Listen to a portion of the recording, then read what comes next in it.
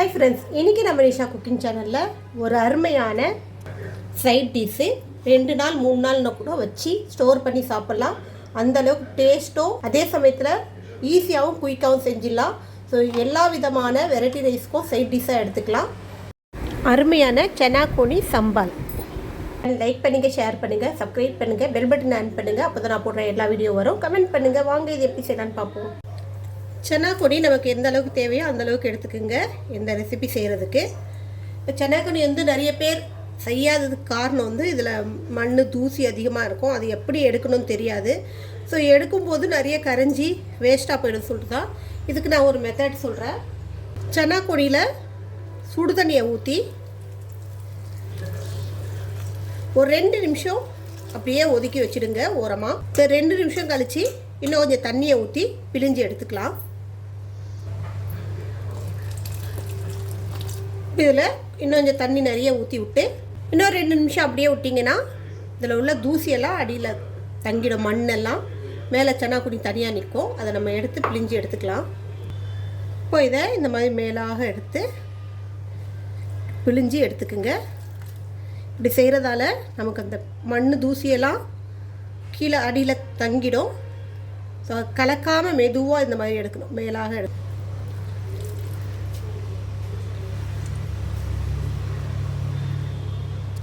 அவ்வளோதான், நம்ம ஃபுல்லாக பிழிஞ்சு எடுத்தாச்சு. அடியில் நமக்கு அந்த மண் தூசியெல்லாம் நல்லா தங்கிடுச்சு பாருங்கள்.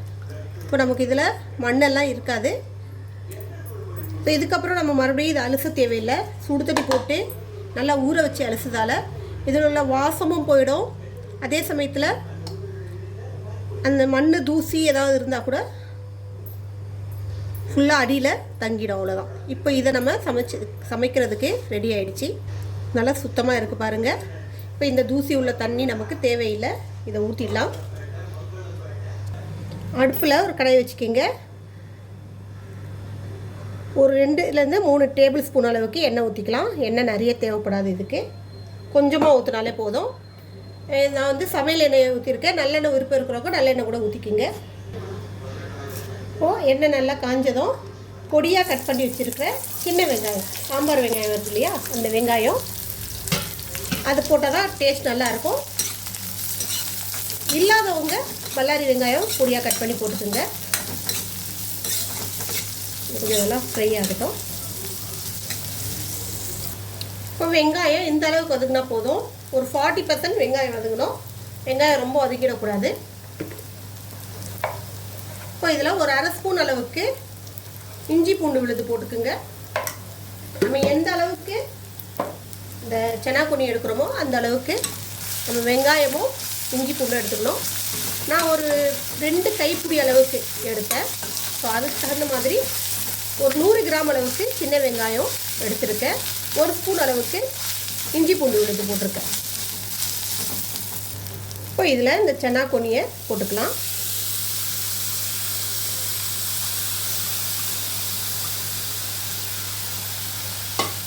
அடுப்பை சிம்மில் வச்சுட்டு கொஞ்சம் லைட்டாக ஃப்ரை பண்ணிக்கலாம்.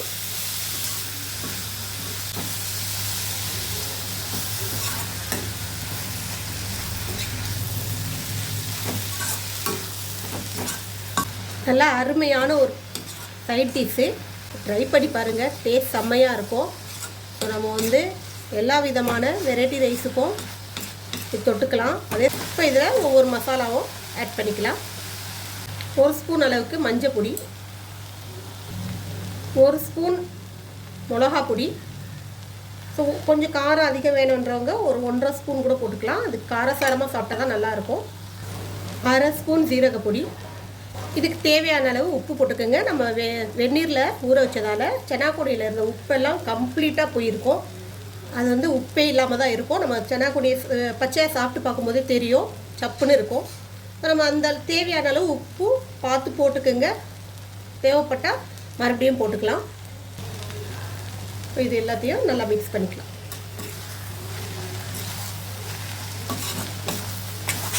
அடுப்பு சிம்லேயே வைங்க, தீஞ்சிடக்கூடாது. ஏன்னா சனா கொனி சீக்கிரம் அடியில் உட்காந்துரும்.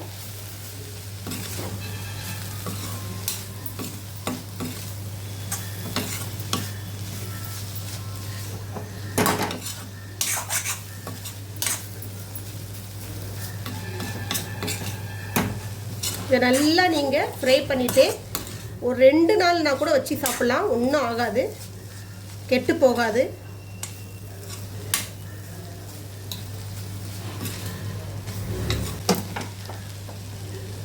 இப்போ இதில் கொஞ்சோண்டு கருவேப்பிலை மேலே போட்டு விட்ருங்க.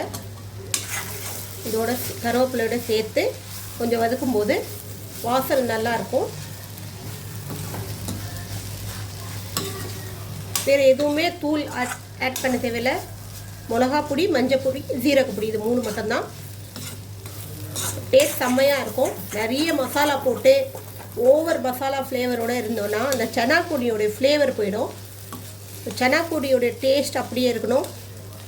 மசாலாவும் நமக்கு கரெக்டாக இருக்கணும். அதிக ஓவர் மசாலா இருக்கணும். இந்த மாதிரி ட்ரையாக இருந்தால் தான் அது சாப்பிடவே டேஸ்ட் நல்லாயிருக்கும்.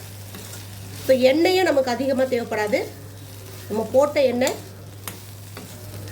கரெக்டாக அந்த சனா கொடியை ட்ரை பண்ணுற அளவுக்கு இருக்கணும். எண்ணெய் நிற்கிற மாதிரி இருக்கக்கூடாது.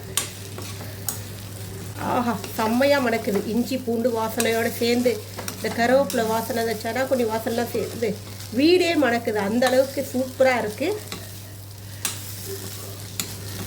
நல்ல தக்காளி சாதம், லெமன் ரைஸு, சாம்பார் சாதம், இதுக்கெல்லாம் நல்லா சூப்பரான சைட் டிஷ்ஷு. பிசிபிளாபாத் செஞ்சிங்கன்னா அருமையாக இருக்கும் இது கூட சாப்பிட்றதுக்கு. ஸோ அந்த பிசிபிளாபாத்தோடு நீங்கள் இந்த சனா கொடியை தொட்டு சாப்பிடும்போது அவ்வளோ டேஸ்ட்டாக இருக்கும்.